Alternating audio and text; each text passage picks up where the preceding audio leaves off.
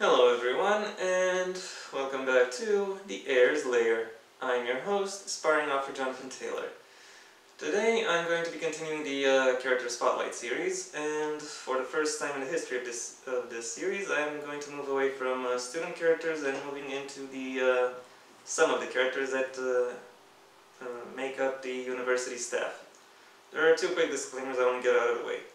First, just like all other character spotlight videos that focus on specific groups, I'm not going to talk about the entire university staff.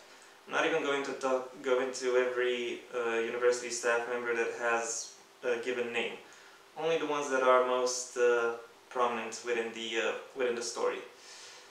Second, and this one is unique to this particular group, in that while all the characters I will mention here also perform field or combat duties, there are several members of the staff, for example those who work in stuff like logistics or communications, who do not have any field or combat duties. With that out of the way, let's get into the actual meat of the video. The first character I want to talk about is Sergeant Kostan. She is 25 years old, has medium-length brown curly hair, olive skin, green eyes, and an athletic figure. She actually trained to be a professional athlete. However, she acquired a pretty nasty injury shortly after her debut match. She tried to recuperate, but she could never really gain the same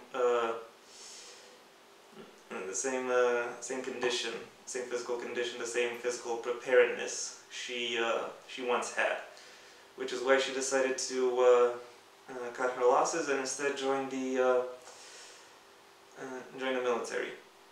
She played it cool. She did what she was told, stuck to her duties, managed to distinguish herself through her service and her acumen, and eventually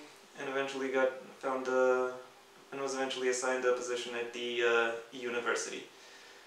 Her personality is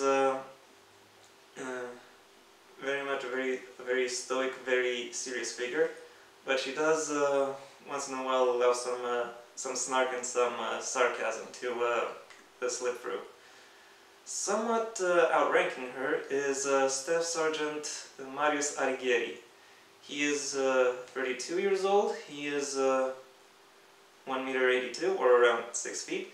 He has short platinum blonde hair, green eyes, and a lean figure.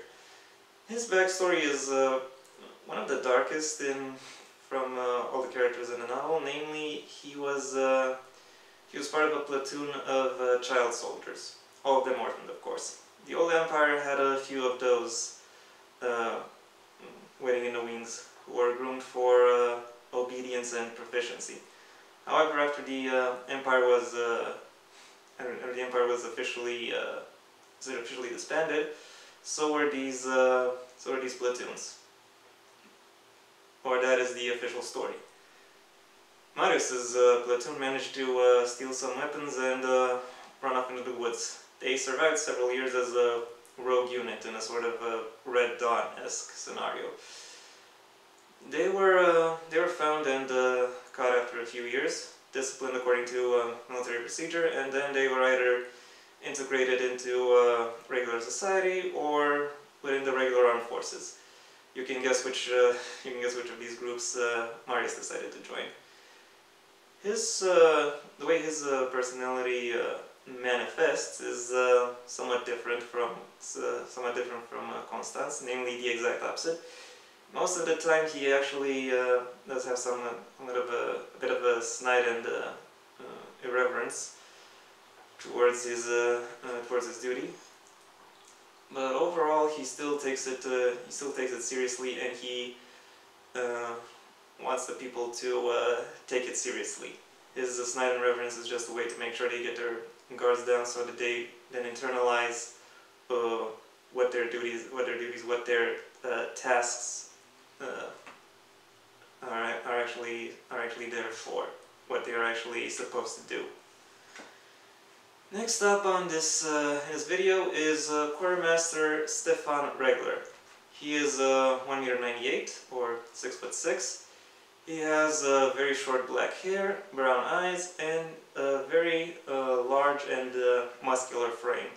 One of my MCs describes him as, quote, "He could tear down a brick wall by running into it," unquote. His upbringing is actually pretty basic. He's from a blue-collar family who taught him the meaning and satisfaction of hard work.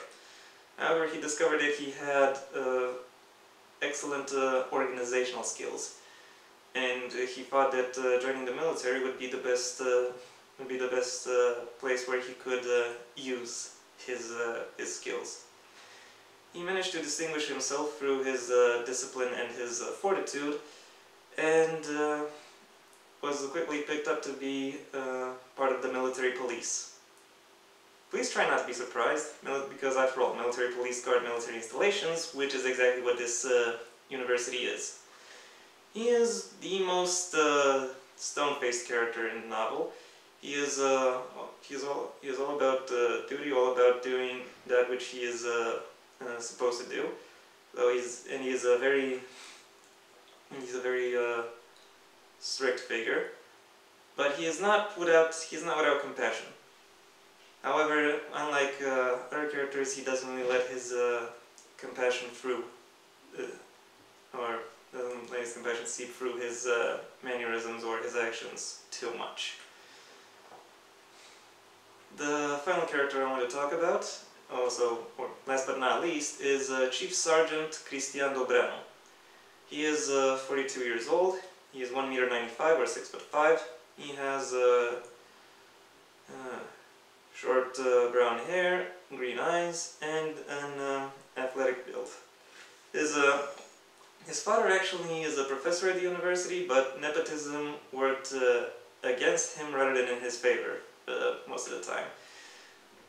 He and his father started the Republic Wars on opposite sides. However, over the course of the war, both of these sides disbanded, and they finished the war on the same side. He views his father as cold and duplicitous, and this is an opinion that pretty much stuck with him even after the war ended. Particularly because of the death of his older brother. While his name does bring him some drawbacks, he still decided that he would stay in the military and further his career. Mainly because he wants to prove his father wrong. And he tries to do that, and he tries to prove his father wrong in the ways he conducts himself, both professionally and personally, when it comes to dealing with his family. His approach is much more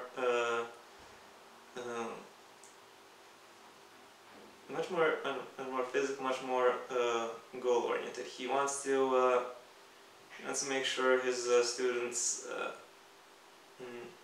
see what he wants to do and get involved in their work, and he does his best to involve them in their work so that he can then show them, or rather bring up a more expansive, more cohesive understanding into it. How well he and all the others fare over the course of their novel within their respective roles, I leave up to you to discover. I hope you enjoyed this video. Leave a like if you did. If you have anything you'd like to add, the comment section is available, and if you have a desire to see when the next video comes out, then go ahead and subscribe. Maybe also ring the bell or do whatever else YouTube will ask you to do. Be sure to also check me out on my social media. Links are in the description. Until next time, I'm Jonathan Taylor, and this has been The Heir's Lair.